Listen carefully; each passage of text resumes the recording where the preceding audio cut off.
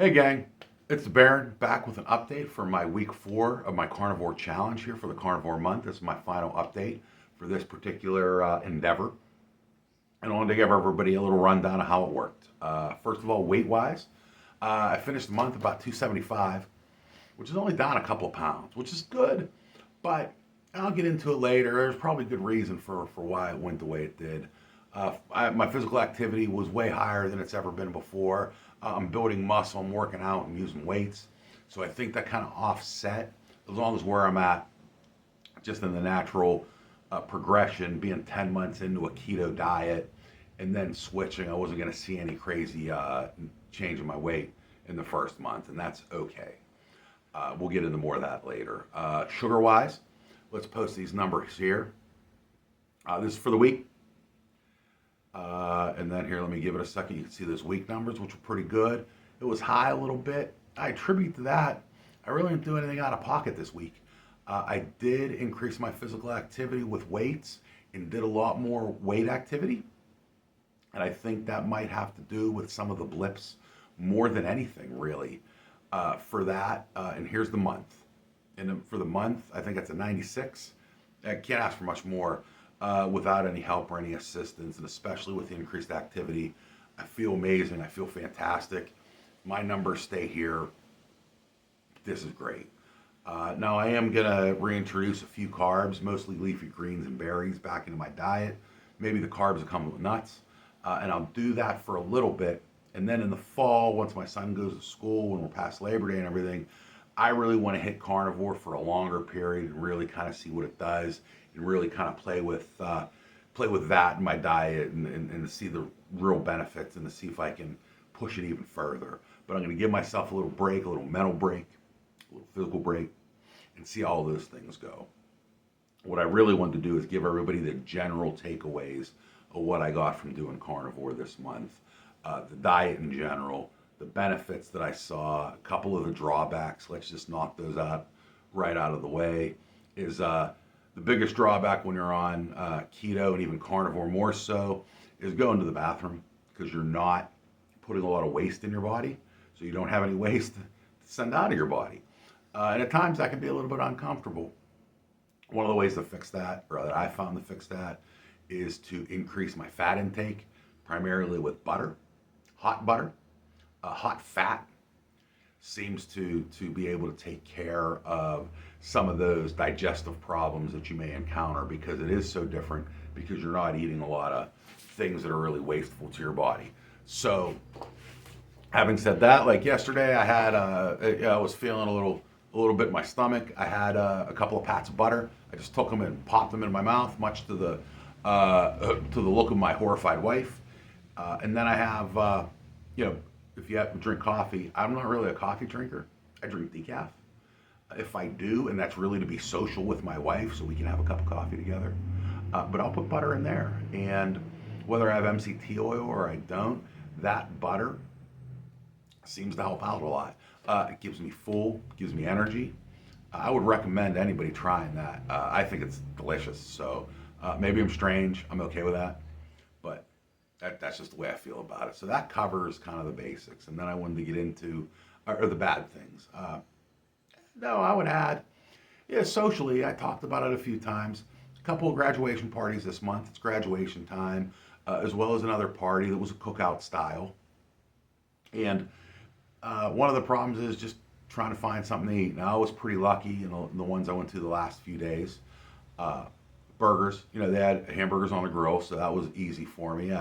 The hot dogs as well, so I had a hot dog with it. And, we've kind of talked about hot dogs maybe might spike you once in a while because of what they use to cure it or whatever's in it. These were Nathan's. They were pretty good hot dogs.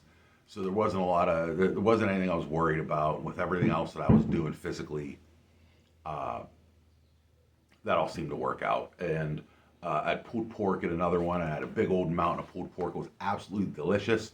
If you're watching, Norb, it was incredible pulled pork. And then I had a little bit of homemade sauce, which was delicious. I don't know necessarily what was in it.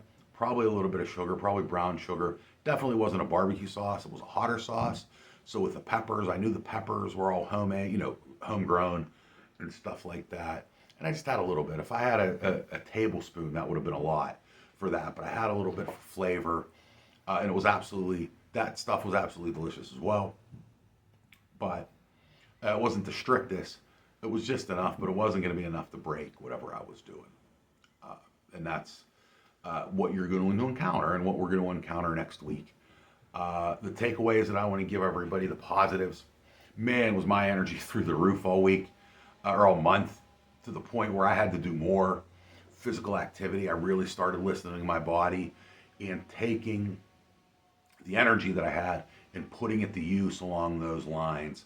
And what I really want to talk about is, before I may have mentioned the snowball effect you get with a keto diet or with a carnivore diet. I want to change that.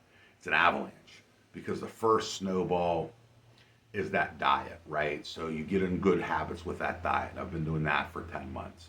You start maybe experimenting with the carnivore like I did, and I did that for the last month. You get all this energy.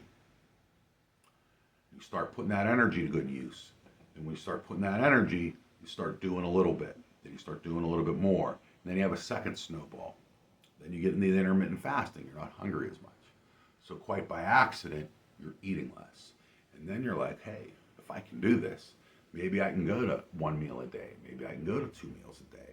I'm definitely 2 meal, at times 1 meal, and I'm okay with that. I'm okay with a smaller eating window. I really pushed that Friday, I think, when I did 12,000 steps and had a small eating window, and we got a couple of patties from Hardee's again, and I had a handful of those, as well as then we went to the party and I had a couple of hamburger patties there as well. But all in all that works great, and that's the avalanche effect, because you're just creating snowball effect after snowball effect to a certain point. I feel like I'm overwhelmed with all the healthy stuff that I'm doing. And this picture here is from June 1st to last week. And let me show the picture here, which is January 3rd to last week. And the change has been incredible. I feel like I'm back to my own human form again. I'm going to be honest with you. Earlier this week, I broke out into tears just looking at it. I got some new shirts. They were 2 sizes smaller than what I had been wearing. If you notice, some of my shirts are gigantic on me. They fit me like dresses now. But I got some more size appropriate shirts for me. I'm going to be doing that with pants, and I just couldn't believe it. I was really emotional about it, and it really is helping fuel these changes that are going on in me. And all the other stuff in the past, it all doesn't matter. I've probably been eating unhealthy my whole life, and it's going to take a while to change it. 10 months isn't enough. It's going to need more. And especially the way I feel, I'm going to need to do a good bit more of this. And as that changes, it's different. Those first few months, it's tough. It gets easier. I can do things now where I have a day where I kind of, maybe I have a little bit of that barbecue sauce or that hot sauce, whatever it was, that I wouldn't have had 10 months ago.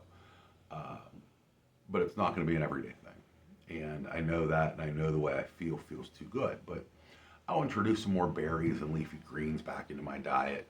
Things like that I really enjoy, especially with July 4th coming up.